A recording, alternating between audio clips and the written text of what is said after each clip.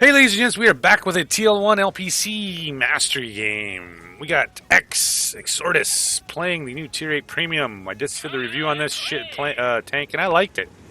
It's not overpowered, however, it is a strong tank, especially in its own tier. And he's also faces off against a pack of 7s. Who doesn't love that shit, right? We got an encounter battle here. We got Vino Fighter in front of us. Yeah. And an ISM with us, so we got a little bit of HP and some punch here. One thing I do love about this tank, of course, is the gun is fairly decent. It's one of the higher end for at least the tier 8 mediums, alpha-wise, with 280 average damage. Of course, there is some that have better, but most typically tier 8 mediums at tier 8 usually only have about 220, 240, so this one's 280. It's a little bit soft on the pen with 208, but can't have everything, right? So, EBR is playing their usual game, running around, getting shot. Nobody getting shot in return. Don't you love that when you're playing a wheelie vehicle and you're doing all this scouting and nobody's shooting anything? Yeah, well, what are you going to do, right? So the Comet's kind of moved up. X is trying to get in position here to see if he can start shooting something. And there's already something in the cap. There he goes. Picks up, see if I think he's trying to get that EBR. There's the Leo. Can't quite get the shot on the Leo. Apparently they don't have any view range because he's not spotted for this deal. Come on. Oh, there we go. There's the EBR. And of course, I've said it so many times with those freaking wheeled vehicles. There shouldn't be vehicles in the game that rely on RNG to hit them. So, misses on the Carnivon. He's got the Leo sticking the Chiri sticking out just a little bit. Nope, can't quite get his track. But he's picking up a little bit of spotting damage. Come on, Chiri, there you go. But of course the gun trolls him. Just as I said, it was not a bad gun. However, he does have STA1 here. And Roger Pan, I'm almost thinking Roger's probably a bot. Nobody would actually sit there for that long. Puts another shell into him. 263. Let's see if he can get another one in here before he's tracked. And one more into the side of him. That actually did hit actual penetration. Carnivon AX has finished off the Comet. We got a lot of red baddies right here. The other side, the ISU, the Scorpion G, Carnivon, they've all pushed up. About that time, here comes the E25 down the middle. He takes care of the light tank. Why not, right? And let's see if we can get another shot in the STA1. Oh, STA1 backs up kindly. There we go. Takes a shot in the rear idler. And now X does have 6 cents. However, these guys kind of figure it out here for some reason.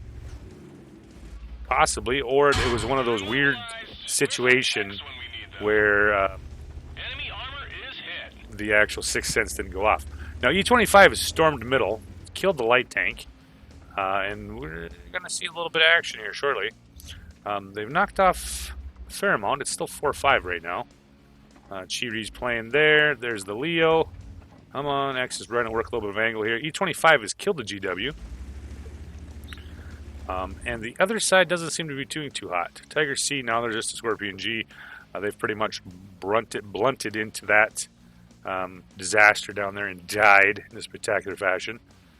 This side doesn't seem to be doing too bad. They're working it pretty good. He just gets spotted. I'm assuming, yeah, there it is. E25. E25 is up there.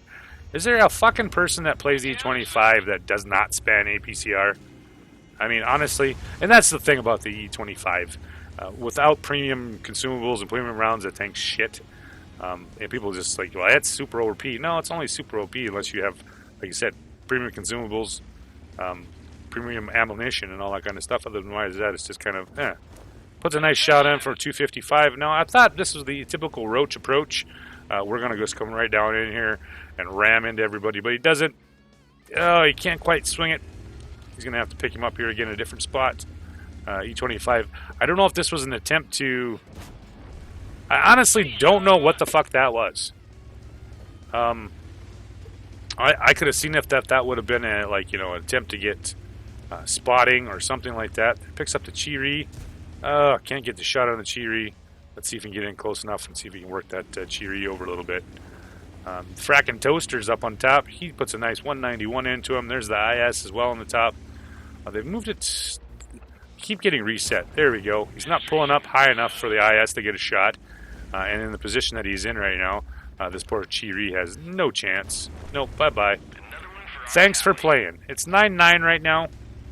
And looks like the King Tiger's pretty much faced off against 2 Tier 8s. Should be interesting. One of them is a VK, go of all things to run into, especially when you're in a King Tiger C. Captured. IS takes a nice little shot too as well. And of course, we've only seen the IS-3 once here, and he's been up on top of the hill. Great place to go with a relatively well-armored, speedy tank with a decent, alpha. Shit accuracy, but hey, whatever, right? So he backs up there. Let's see if he can get a shot. He wants to get that Progetto knocked out. And of course, the IS-3 sitting on top of the hill. He spent a lot of time, lost a lot of damage for that HE shell. You gotta love having them guys on your team. Ooh. The big shot from the T-44. He's got to be using. I had to figure this out earlier. It had to be the T-20, the 122. We'll have to see when we get a little bit closer here. At 401. Yeah, that's probably a little bit outside of his. If he was using the 100, but I'm assuming he must have the big gun, the 122, which surprisingly actually hit the weak spot because that gun is notoriously shitty for shooting anything small. So him and the Frackin' Toaster are going to do a little flankety flank here. VK just showed up. He's got most of his health. IS-3's got most of his health. And we're not terribly sure what that SU-130PM's got. So he's on his way over here. He's going to try to get on top. This is perfect positioning for this tank with that with the depression on the gun and that very tough turret here. So he finds the SU-130PM. SU-130PM's like, I'm going to stay right there so you can shoot me. Knocks him out. That's one of the nice things about the 280 average penetration. There's a lot of these tanks that are, getting right around that 300. If you're in a regular Tier 8 medium, you're not probably going to kill him. However, with this gun, you do have a pretty decent chance of rolling over that 300. So, there's the VK. He got his shit kicked in relatively quick. There's the IS-3. IS-3's like, oh! For once, RNG did not favor that shot. He should have gone low, but it didn't. Let's see if we can get one more shot into him. There we go. 270. You get some spotting out of the IS-3. Now, IS-3's kind of pulls a, what the hell is this? Off he goes off the side of the hill. There's the VK.